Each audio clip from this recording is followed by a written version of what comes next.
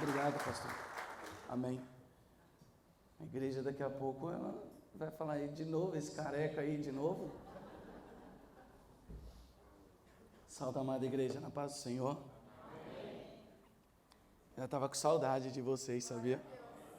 Muito tempo sem vir aqui. Que Deus possa falar com vocês, tá?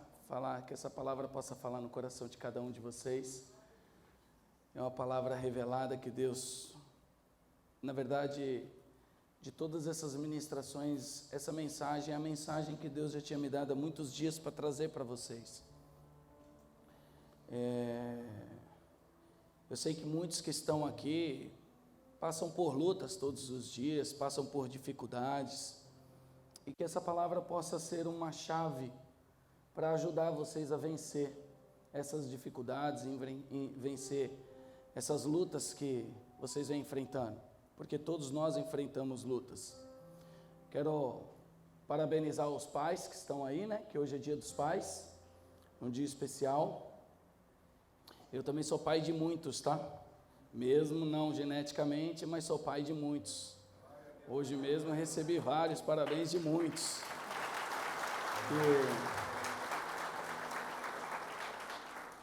Que a gente cuida, que a gente ajuda muitas pessoas, que nós abrimos as portas para poder ter uma nova oportunidade na vida. E isso tudo é muito gratificante. Agradecer os meninos que estão comigo, são pais, estão aqui, de alguma forma desenvolvendo o Evangelho e fazendo esse trabalho todo com o canal, que era uma coisa que eu nunca tive olhos para o canal, mas eles me convenceram, dizendo que seria uma forma das pessoas escutarem as ministrações, escutarem a palavra. E hoje, em Canoas, tinha um rapaz lá, um garoto de 19 anos, que estava numa das ministrações que eu fiz em Gramado, e ele falou assim: quando eu saí de Gramado, aquela palavra mexeu muito comigo, e eu queria falar ela para os meus amigos, mas eu cheguei em casa, eu não conseguia falar da forma que você falou, e o que você falou, e não tinha aonde procurar. Então naquele momento Deus falou para mim exatamente isso.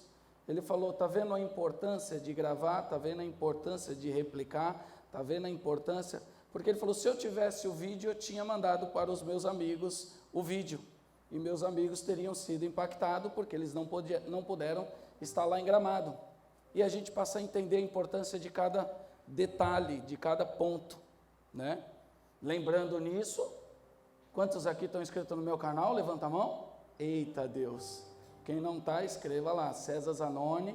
É uma forma de você mandar um vídeo nosso, inclusive esse vídeo dessa ministração vai estar lá, para você poder fazer o Evangelho. Gostei muito desse projeto aqui da igreja de vocês, projeto Eu Mais Um, até peguei, muito bem feito. Sabe que eu comecei num culto de quinta-feira, cuidando de uma igreja com 5 membros, e eu também desenvolvi um projeto de que cada pessoa tinha que trazer uma pessoa, cada pessoa tinha que trazer uma, cada pessoa tinha que trazer uma. E através disso a igreja ficou com mais de 1.500 membros e se tornou um ministério muito forte. E ela começou com 5 membros. Imagina se cada um de nós traga mais um, traz mais um, traz mais um, convida, entra lá na lista do celular, estou passando na tua casa, te pegando, te levando. Isso é muito importante. Você fazer a obra de Deus. Enquanto você cuida da obra de Deus, Deus cuida das suas coisas. Amém? Vamos ler o texto do Senhor, livro de Marcos, capítulo 4, por favor. Livro de Marcos, capítulo 4. Aleluias.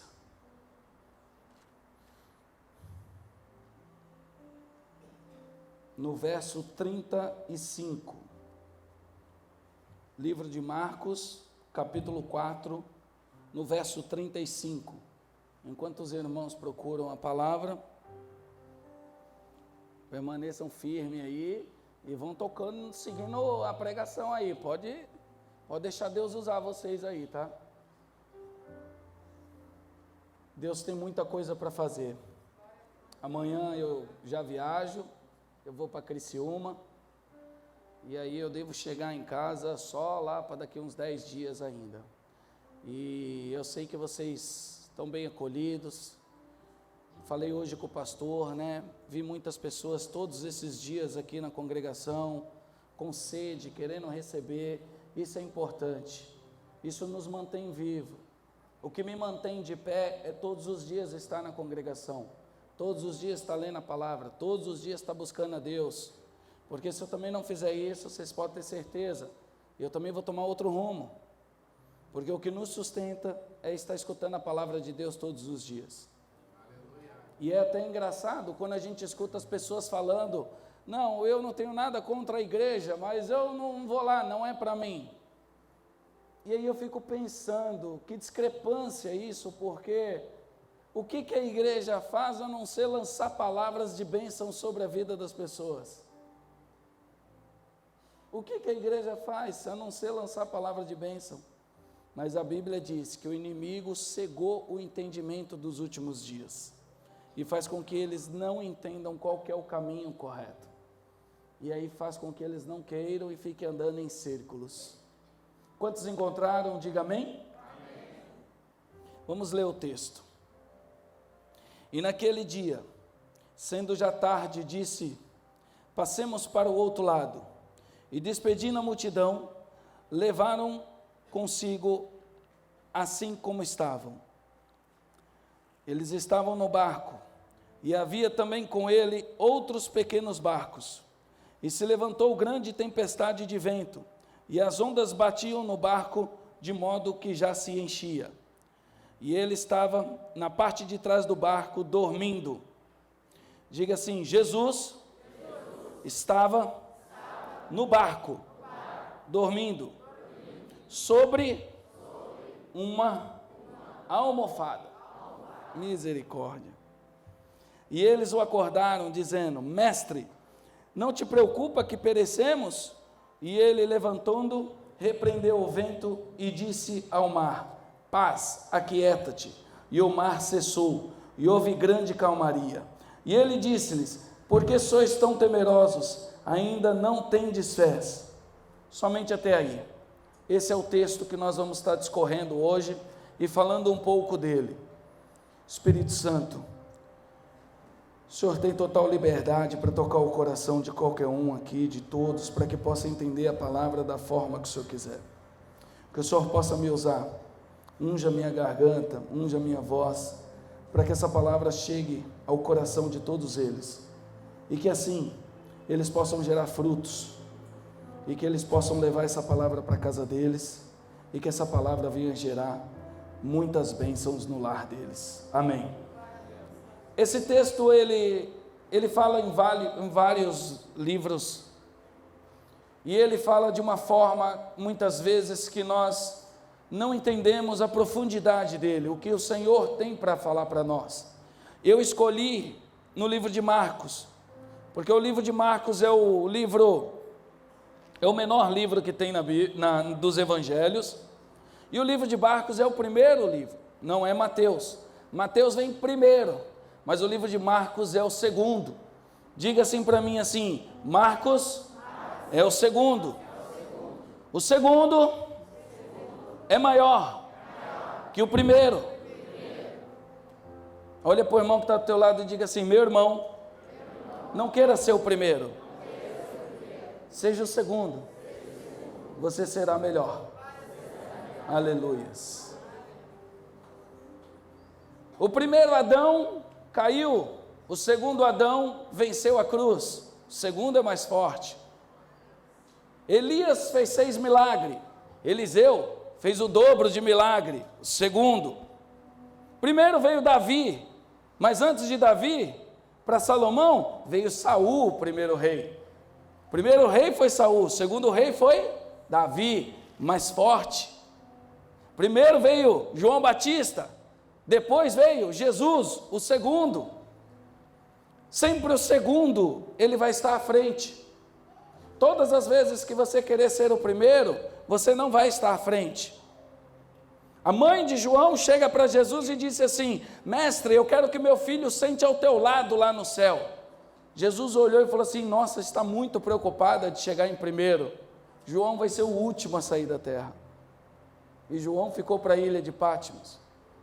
Porque o nosso anseio de conquistar e ser primeiro faz com que nós não venhamos conquistar o que o Senhor tem para colocar para nós.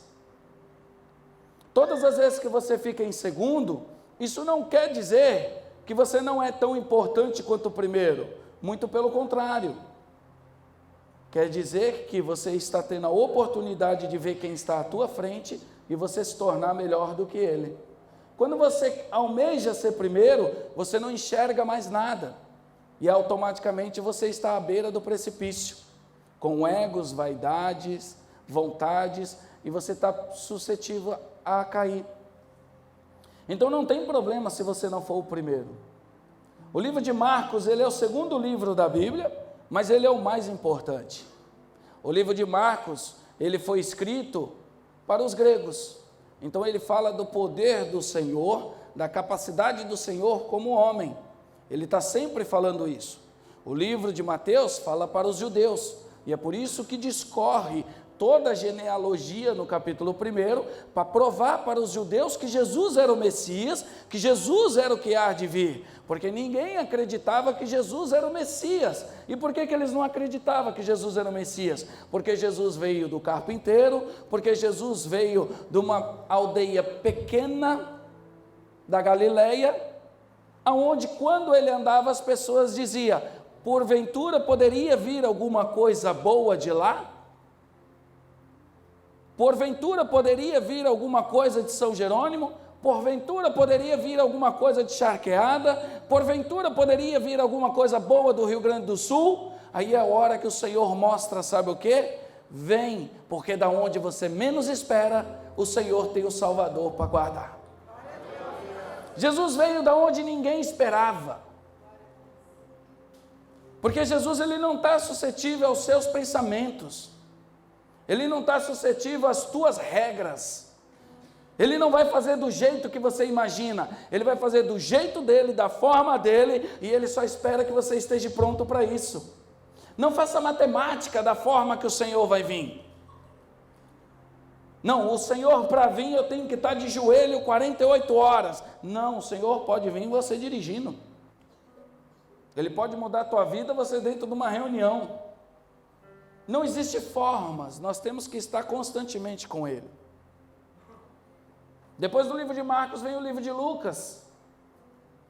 O livro de Lucas é um livro que foi escrito para os doutores, já tem uma linguagem mais rabuscada, uma linguagem um pouco mais difícil, mas foi escrito para os doutores, foi escrito para condições de pessoas que estavam acima daqueles pescadores. E depois vem o livro de João, que é o livro que foi escrito para a igreja dos últimos dias. É o livro do amor, é o apóstolo do amor, é o único apóstolo que diz assim: filhinhos, não pequeis, mas se pecar, saiba que tem um advogado para lhe defender. Todos os outros não têm essa linguagem de amor, e muitas vezes nós temos muita dificuldade para ler a palavra do Senhor, porque nós começamos pela direção errada. Se você começar pelo livro de João, você vai começar a ter uma compreensão melhor, porque o livro de João está falando para a igreja dos últimos tempos, nós. Então um conselho eu dou para os irmãos: comecem a ler a palavra do Senhor pelo livro de João, passa por Atos, chega na Cartas de Paulo, vai até Apocalipse, que é o livro da revelação, e depois volta para o livro de Mateus, e você vai passar a ter uma boa compreensão, você vai começar a ter um bom entendimento sobre a palavra do Senhor. Os 4 evangelhos é importante, todos eles, porque cada um deles falou para um povo.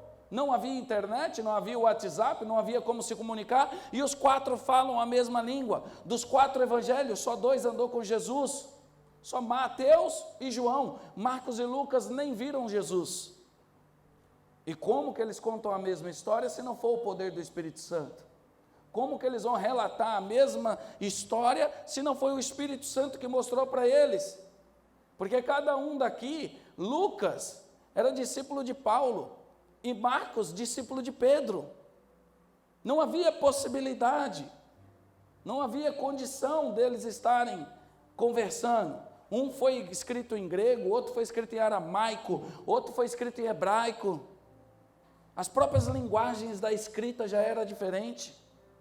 Então, quando uma pessoa chegar para você e questionar a Bíblia, você tem que falar: meu filho, você não sabe o que está falando. A Bíblia tem 66 livros. O livro de Isaías, 66 capítulos. Se você ler o livro de Isaías todinho, você leu a Bíblia resumidamente. Isaías profetiza sobre a vida de Messias 3.000 anos antes de Messias chegar. Ele já está contando como seria, que ele subiria sobre o jumento em Jerusalém adornado de ouro. Como ele ia contar isso? Como que Jesus entra na sinagoga com 12 para 13 anos de idade e começa a recitar o livro de Isaías sem menos pegar no rolo? Ele chega na sinagoga e ele começa a recitar Isaías. Como? Como ele consegue fazer uma coisa dessa? Se ele próprio não fosse o Verbo, se ele próprio não fosse o enviado do Senhor. Mas todos eles foram sinais. E esses sinais as pessoas na época também não iam enxergando, não conseguiam compreender. Então Jesus, ele teve que armar estratégias para que as pessoas pudessem conhecer ele, para que as pessoas pudessem estar com ele. Então Jesus, ele está ensinando na praia, ele está ensinando em Cafarnaum, e ele chega para os discípulos e diz assim: vamos passar para o outro lado, sobem no barco. E Jesus sobe no barco, e o texto diz que os discípulos estão no barco, e Jesus está no barco e manda passar para o outro lado. No meio do caminho, o texto diz que vem uma grande tempestade. Bom, vamos começar ministrando essa palavra para você entender a importância disso. Jesus, ele pede para passar para o outro lado da margem. Porventura, todos que estavam dentro daquele barco eram pescadores. Todos que estavam ali naquele momento eram pessoas acostumadas com aquele mar. Quando eles olharam, eles viram que o tempo estava bom, porque eles conheciam o tempo e o mar. Então eles entraram no barco, caso contrário eles falariam para Jesus: mestre, o tempo vai virar, está para vir uma tempestade, dá uma olhada no vento, dá uma olhada nas nuvens. Mas o tempo estava bom, o tempo estava normal, nada estava marcando que viria uma tempestade. Mas eu pergunto aos senhores, os discípulos que entraram no barco, eles olharam para o céu, eles olharam os fenômenos da natureza, eles olharam as condições, eles conseguiam enxergar que viria uma tempestade no meio do mar? Não. Mas Jesus sabia que viria uma tempestade? Jesus sabia. E aqui eu começo já ministrando para vocês. Tem muita coisa na tua caminhada que Jesus já sabe que vai acontecer, mas não vai te falar. Porque se ele te falar, você não entra no barco.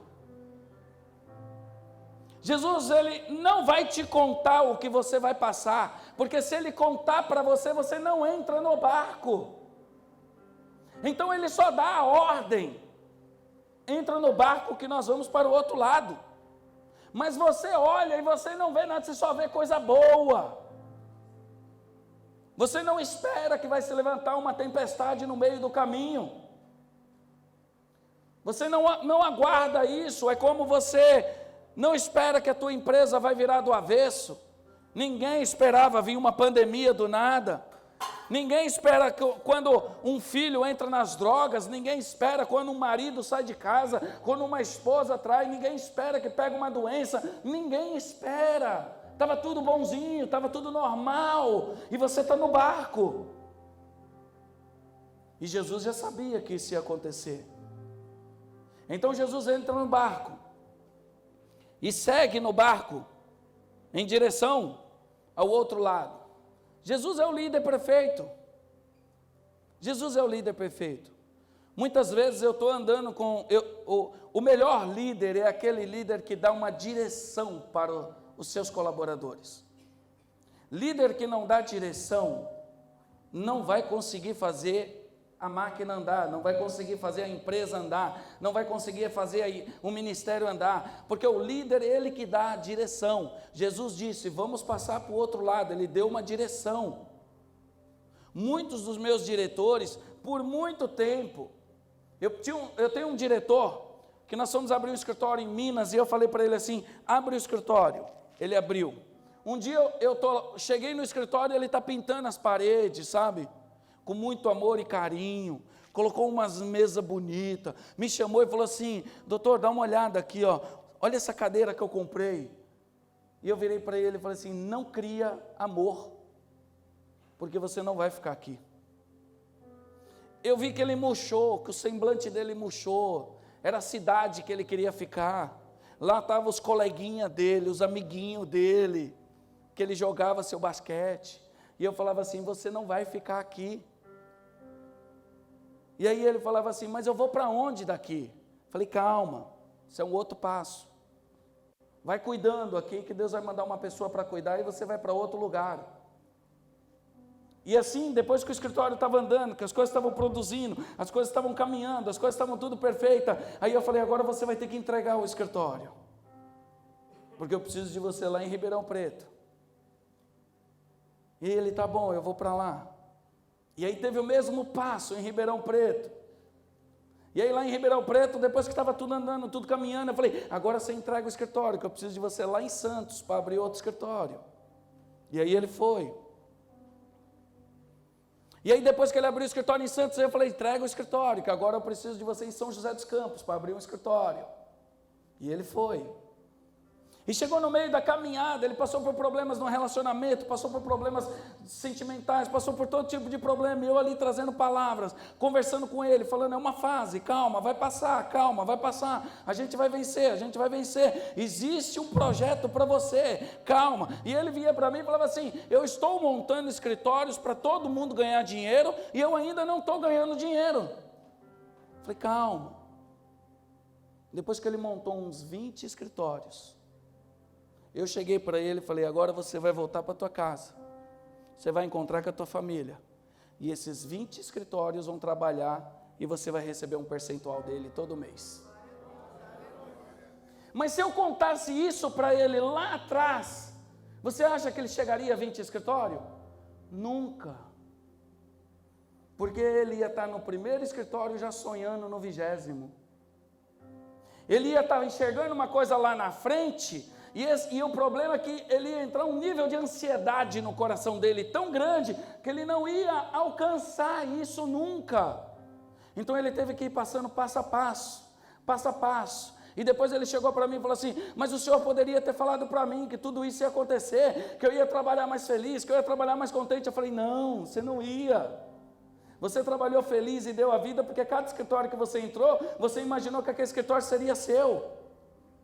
É igual a historinha do homem que constrói uma casa para o homem, está construindo várias casas, um construtor, ele constrói várias casas para o seu chefe, e aí seu chefe chega e fala para ele, agora você vai construir a melhor casa que você vai construir, a melhor, você vai botar todos os materiais, tudo do bom você vai colocar nessa casa.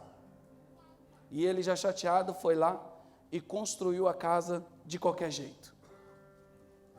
E aí o chefe falou, nessa casa tem tudo do melhor, você fez tudo do melhor? Aí ele falou, fiz, mas não tinha feito. Aí o chefe falou, então essa casa é tua agora, em gratidão do que você construiu das coisas para mim. E ele assumiu uma casa cheia de defeito. Às vezes nós estamos num caminho com o Senhor, e nós precisamos saber que o Senhor está construindo um caminho para a gente, e que a gente não pode falhar em nenhum ponto, porque lá na frente nós vamos herdar tudo isso. Lá na frente você vai assumir tudo, só que você não enxerga o caminho, e no meio do caminho vai vir tempestade. Jesus sabe da tempestade, mas você não sabe. Mas Ele quer ver a tua atitude no meio da tempestade. Ele quer ver como você vai agir no meio da tempestade. Porque se você não entender isso, você vai largar.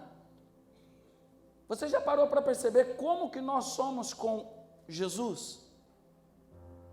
Você encontra um irmão que não está na igreja, mas já foi da igreja, e fala assim, ô irmão, como é que você está? Estou bem. E a igreja, varão? Eu não estou indo mais não. Por quê? Cara, eu fui lá um dia, tinha um irmão lá, o irmão me olhou meio torto, me recebeu esquisito, e aí eu não quis ir mais não. Aí eu falo, e Jesus? O que Jesus fez para você? O que Jesus fez para você sair da presença dele? Jesus nunca fez nada, mas é o que mais sofre. Porque qualquer problema que acontecer, o primeiro que a gente larga é Jesus, e Jesus está olhando lá de cima e fala, o que eu fiz? Qual foi a parte que eu errei? Eu não sei, está tentando abençoar ele o tempo todo.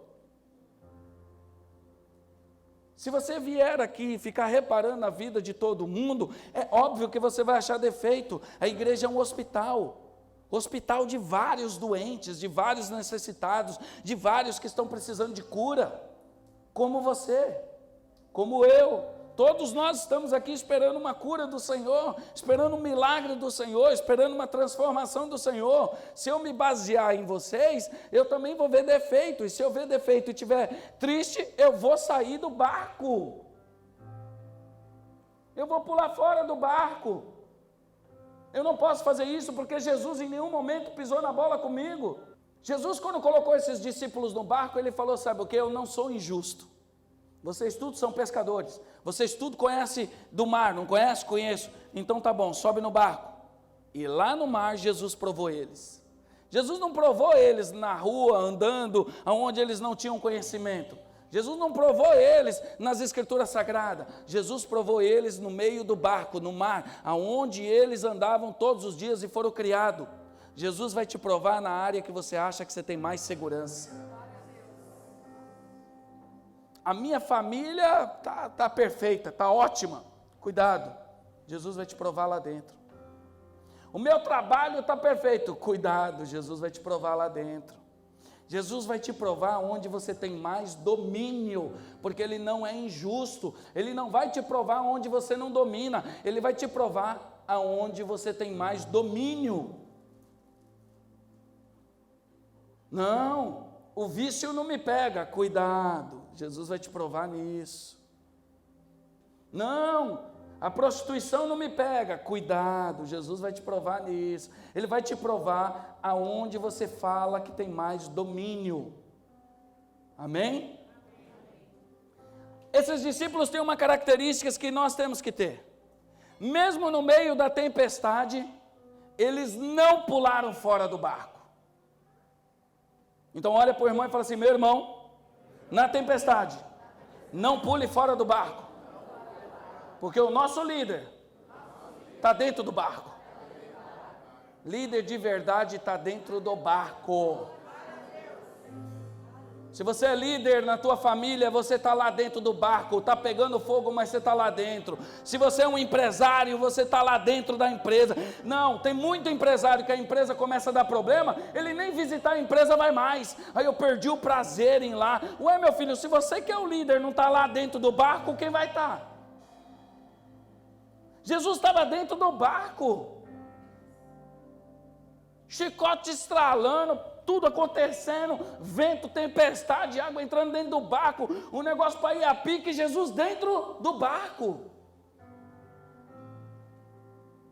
Quando você vai conversar com alguns empresários, com alguns líderes, eles falam exatamente, não, começou a vir tanto problema que eu não tive mais cabeça para ir para a empresa. Se você não estiver dentro do barco, como que vai resolver isso? Você não pode largar o barco, porque os teus colaboradores estão lá dentro, segurando o remo, segurando o barco, e eles querem te ver lá dentro, junto com ele. Vamos embora, vamos remar isso aqui, vamos remar, vai dar certo. Família, a mesma coisa. A família está lá. Já acabou todos os níveis de respeito, já acabou o sentimento, já não estão tendo mais relação o casal, já não está tendo mais nada. Aí o marido fala, eu não tenho mais prazer para chegar em casa, eu não tenho mais prazer para fazer. Você tem que estar lá no meio do barco, porque é só lá que vai mudar. Se você sair, aí que não vai resolver. Você é o líder lá dentro da tua casa, fique dentro do barco. A tempestade vai passar, a tempestade vai acalmar, a dificuldade vai passar, e você não vai sair de dentro do barco, e o Senhor vai chegar e vai mudar todo o quarto. Amém?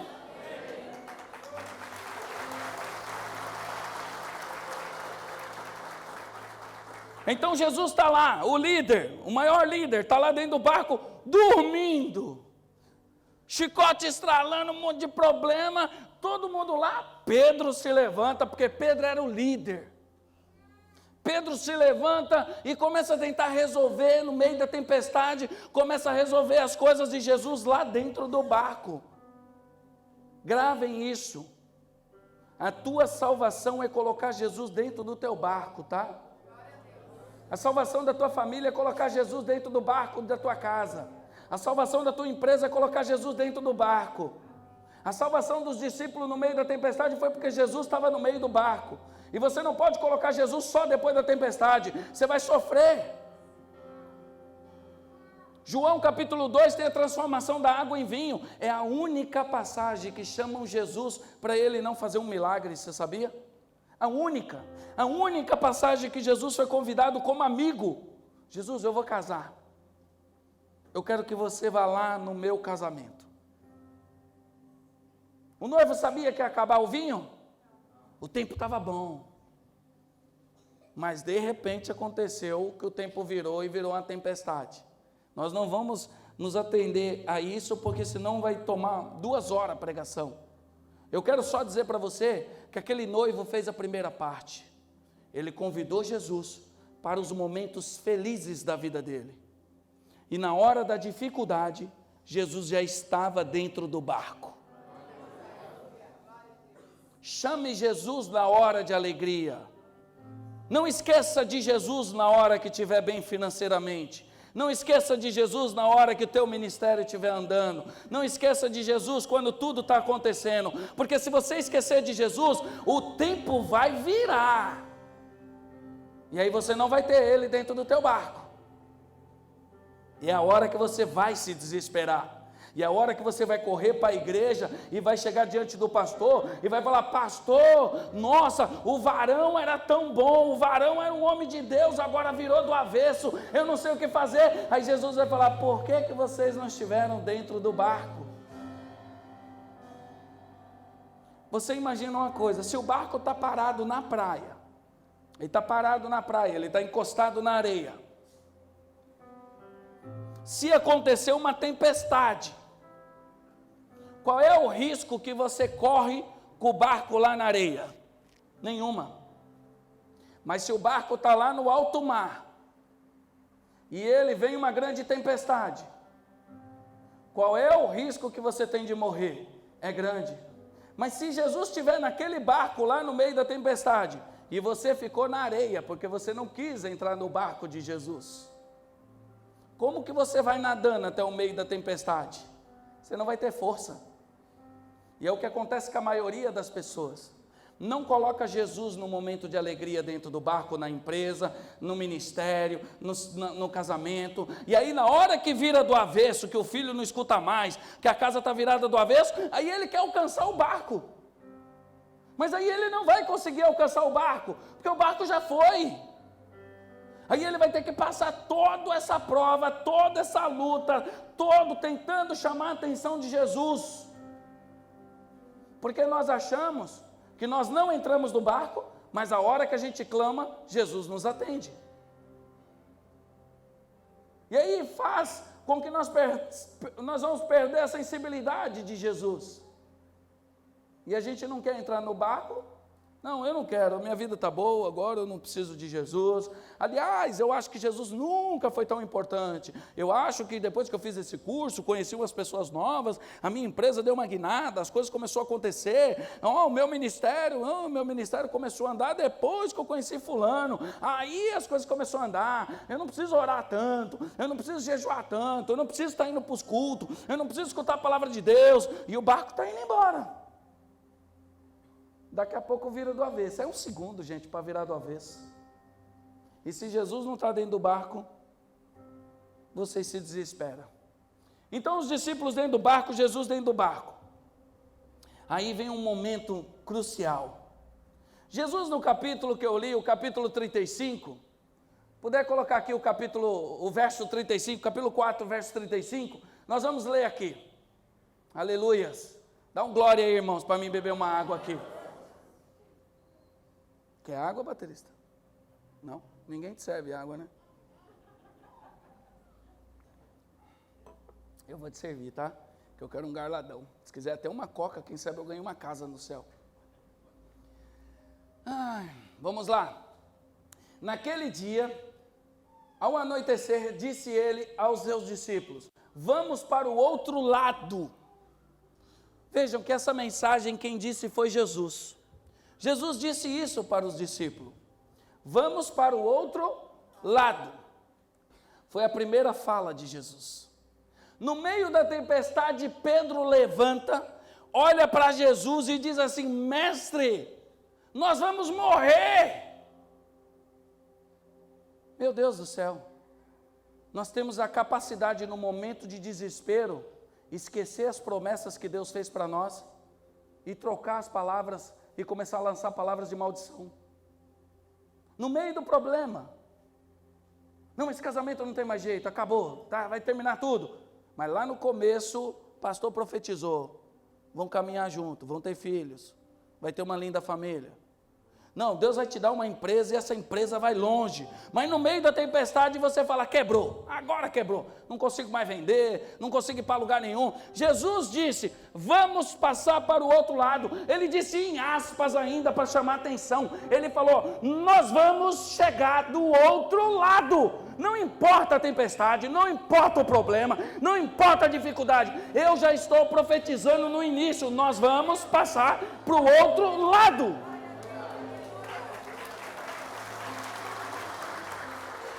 Não esqueça as promessas que o Senhor fez na tua vida. Não deixe a tempestade mudar o teu psicológico. Não deixe a tempestade fazer você esquecer o que Jesus já falou para você. Não deixe que a tempestade mude o teu discurso. A tempestade mudou o discurso de Pedro. Pedrão devia falar: rapaz, olha, eu pego avião toda hora, eu estou pegando avião para ir para todo canto. Eu não sou uma pessoa que eu gosto disso, tá? Eu gosto de viajar de carro. Eu tinha uma van, chamava Labareda de Fogo, e aí eu andava com a van para todo lado. E aí eu vendia a van, agora eu vou comprar outra. E aí, eu gosto de viajar de carro, mas aí eu tenho que ir de avião algumas vezes por causa do tempo. E dentro do avião você passa por umas turbulências. Mas você não pode esquecer das promessas de Jesus. Porque se você esquecer, você vai achar que o avião vai cair. Você vai falar: esse avião vai cair. Aí você tem que falar: eita, mas Jesus falou que eu ainda vou ter filho. Eu não tenho filho, então eu não vou morrer. Bom, você não pode esquecer as promessas. São elas que te sustentam. Mas aí eu criei uma estratégia. O avião está naquele sapeca,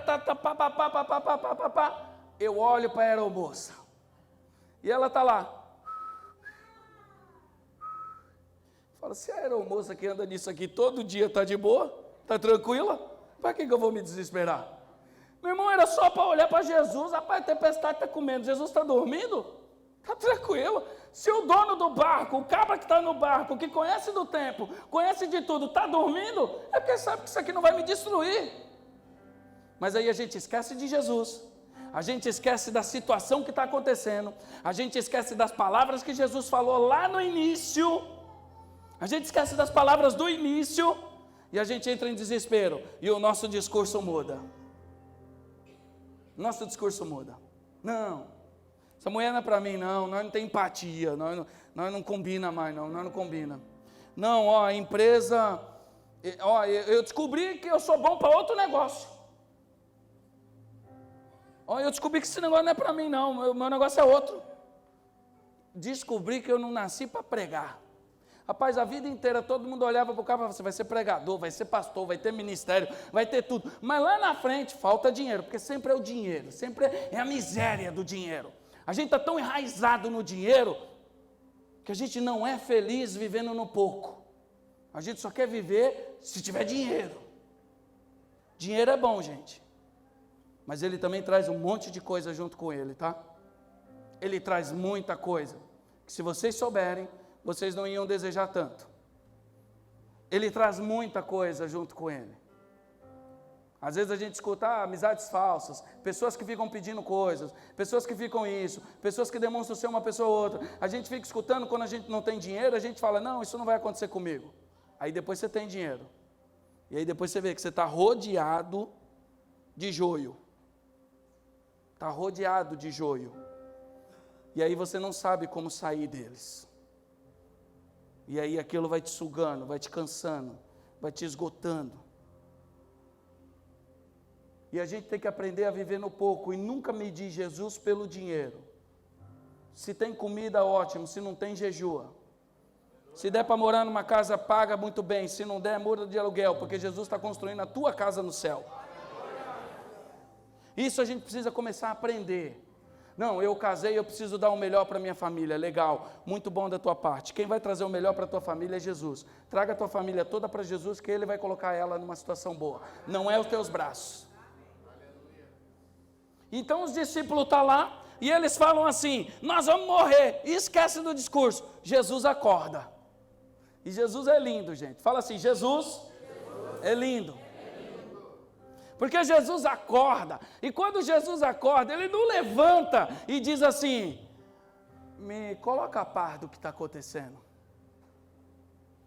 Eu preciso saber o que está acontecendo. Não. Jesus, Ele é lindo pelo seguinte: uma das coisas que mais dói para nós que somos líderes, para nós que temos família, para nós que estamos precisando de Jesus no momento de desespero, uma das coisas que mais dói é uma coisa chamada silêncio de Deus. Pedro clamando, tempestade tocando, tudo acontecendo e Jesus, quieto, não respondeu ninguém.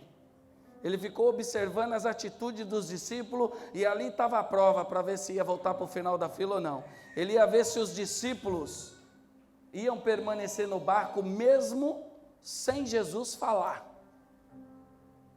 Sabe quando você vem na igreja atrás de uma resposta e Jesus não te entrega a resposta e você vai embora e fala, sabe o quê? Eu não vou voltar mais lá porque Deus não falou comigo. Jesus está só olhando para você, Ele em silêncio e falando, você veio só atrás da resposta ou você veio para ficar comigo? Você quer só a resposta ou você quer ter uma vida de intimidade comigo? Jesus estava dormindo, ele foi olhar e ele falou, eu quero ver se esses discípulos vão pular no mar e largar eu aqui sozinho dormindo. Porque quem ia carregar um outro ser humano no meio do mar? Mal estavam conseguindo se desesperar. Sabe quando você está no meio do problema e um amigo te pede uma ajuda e você fala assim, ô campeão, nem eu estou tendo para mim, eu não estou tendo condição para mim, como é que eu vou ajudar você? É essa a situação. É Jesus no madeiro, crucificado, e o ladrão falando para ele, mestre, tem como você lembrar de mim quando entrar no paraíso? E Jesus olhar para o lado e falar assim, ô campeão, eu estou crucificado igual a você, deixa eu tentar livrar minha pele aqui, deixa eu tentar ver meu lado aqui para depois ver o seu. Não, Jesus olhou para o ladrão e falou, ainda hoje te encontrarei no paraíso. Ele se despiu, ele largou as suas vontades, olhou e falou, é importante eu falar com você, é importante eu levar uma palavra para você. Sabe quando você está na pior fase da tua vida, pessoas chegam até você precisando de ajuda e você ainda tem que profetizar sobre a vida daquela pessoa, mesmo na dificuldade? É esse momento que Jesus olha e fala, Ele quer a minha intimidade, Ele não quer só uma resposta. Então Jesus acorda, e quando Jesus acorda, Ele já olha para o vento, e ele fala, vento, acalma. E todo mundo estava prestando atenção no que naquele momento? Todo mundo estava prestando atenção na água que estava entrando no barco. Eles falaram, nós vamos afundar, nós vamos a pique, a água está entrando no barco, a água está batendo no barco. E Jesus levanta e diz, vento, acalma. Mar. Quando ele diz isso, o Senhor ele age em duas áreas. O Senhor está agindo em duas áreas. Ele age naquilo que é invisível, longe dos teus olhos, que é o vento, e ele está agindo no mar, que é o que você está enxergando.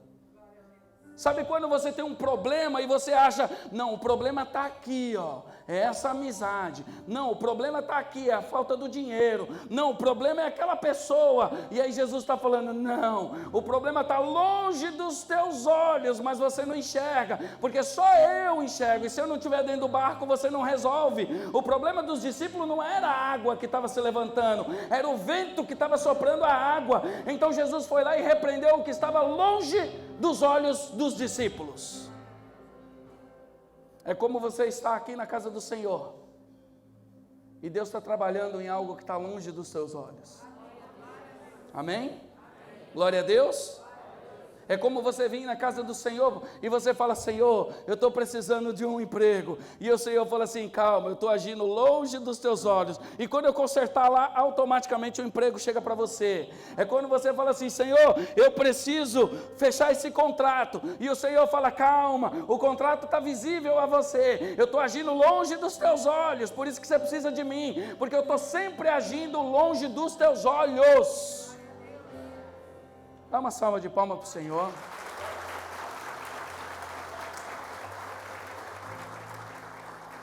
O Senhor nunca vai agir no que está diante dos teus olhos. Ele age no que está longe dos teus olhos. Só que se você não tiver Jesus dentro do barco, como que você vai resolver o problema que está longe dos teus olhos? Não tem como. É só Ele que tem essa capacidade. É só Ele que enxerga lá na frente. É só Ele que enxerga o futuro. É só Ele que enxerga o que vai acontecer. É só Ele que enxerga o que está fluindo. Você não enxerga, você enxerga o que está nos teus olhos. Nós vamos afundar, a água está entrando no barco e Jesus está falando, calma, o problema aqui está longe dos teus olhos. É como o homem da mão mirrada. Ele chega na sinagoga, ele tem uma mão defeituosa, não poderia nem estar na igreja, mas ele queria encontrar com Jesus. Ele foi até a sinagoga, ele foi encontrar com Jesus naquele dia. Ele correu risco, ele colocou a mão no bolso, ele se escondeu para encontrar com Jesus. Ele correu, ele passou por uma dificuldade muito grande. Às vezes nós estamos aqui, a igreja é 10 minutos de casa, 20 minutos, 10 quilômetros. Nós começamos a colocar tanto empecilho para ir na igreja. Aquele homem com dificuldade, ele falou, eu vou na igreja, eu posso correr o risco de ser apedrejado, mas eu preciso encontrar o Messias. Então ele coloca a mão no bolso. E Jesus no meio da sinagoga olha ele. E enxerga ele no meio da multidão. E aí você imagina, Jesus olhou para ele e falou assim para ele, primeira coisa, se coloca de pé. Porque não tem uma passagem da Bíblia que quem encontrou com Jesus ficou caído. Primeira fala de Jesus, em primeira fala de Jesus, toda vez que ele encontra com alguém, se coloca de pé. Então se você está vindo na igreja e você ainda está caído, é porque você ainda não encontrou Jesus. Porque o dia que você encontrar com Jesus, a primeira coisa, e você vai falar, ele me colocou de pé. Eu cheguei derrotado, ele me levantou como vencedor. Eu cheguei destruído, ele me renovou. Eu cheguei sem palavra, ele me colocou palavra. Eu cheguei sem dinheiro, ele me colocou com dinheiro. Porque o Senhor, ele é campeão em te colocar de pé. Então ele pede para o rapaz se colocar de pé. O rapaz se colocou de pé. E aí depois ele vira para o rapaz e fala assim, vem aqui na frente. Sabe quando o pastor está pregando e fala para você, vem aqui na frente? E muitas vezes você fala, para que eu vou lá na frente? Vou fazer o que lá na frente? O mesmo Deus que está lá no fundo. Mas Jesus, ele olha e fala assim, vem aqui na frente. Porque Jesus queria saber se ele era obediente. Se ele obedecia. E aí o rapaz, ele sai e começa a andar nos passos devagar em direção ao centro da sinagoga, aonde Jesus estava. Acredito eu que naquele momento passou tudo na cabeça daquele homem. Me descobriram, vou ser morto, agora acabou para mim, minha vida está perdida. E quando ele chega diante de Jesus, na frente de Jesus, Jesus diz para ele assim, tira a mão do bolso. É a última fase sua. Primeira fase é buscar Jesus, segunda é obedecer e a terceira, acreditar. Quando ele tira a mão do bolso, a mão está totalmente curada.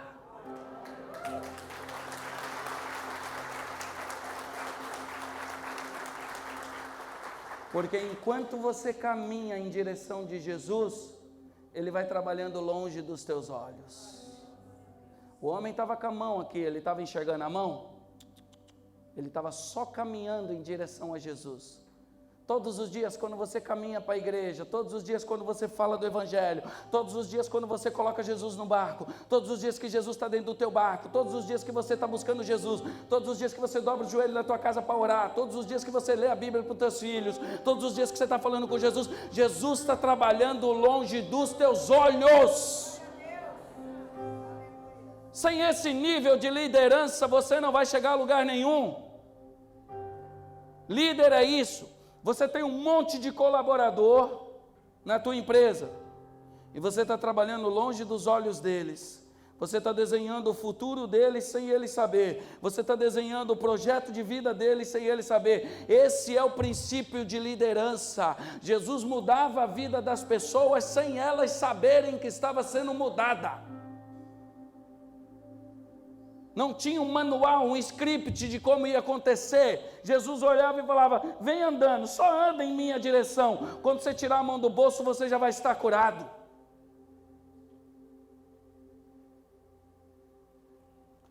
Quero chamar o irmão aqui para louvar o hino, que nós já vamos terminar. Irmãos, que vocês possam ter dentro da sua casa, Jesus. Dentro da sua vida, Jesus. Dentro da tua empresa, Jesus. Dentro do teu coração, Jesus. Porque não importa se você está falando com Ele e Ele não está te respondendo. Não importa se Ele não está falando com você. O importante é que quando Jesus aparecer, Ele vai mudar todo o quadro da situação.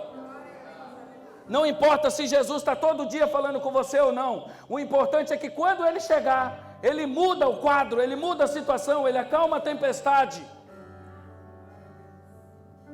A maior certeza que você pode ter é essa. Não venha atrás de respostas de Deus o tempo todo. Venha atrás de ter Jesus dentro do barco. Venha atrás de colocar Jesus dentro do teu barco. Porque se Ele está lá no teu barco, Ele pode não falar com você, mas quando Ele aparecer, Ele mudou a tua vida. Marquem isso. A palavra do Senhor disse, para encerrar, vamos se colocar de pé em nome de Jesus. O que é mais lindo de Jesus é que houve uma grande tempestade, e no verso 39 diz assim: acalmou-se a tempestade e veio uma grande bonança. Sempre depois de uma grande tempestade vai vir uma grande felicidade. Se você está passando por um momento muito difícil, pode marcar o tempo, porque o Senhor vai te colocar num momento de muita alegria. Se você está passando por uma fase muito complicada, pode marcar o tempo, porque o Senhor vai colocar você em pastos verdejantes calminhos, para você viver um tempo de calmaria. Porque se você está passando por momentos que você não dá conta, o próprio Senhor está preparando um novo tempo para a tua vida.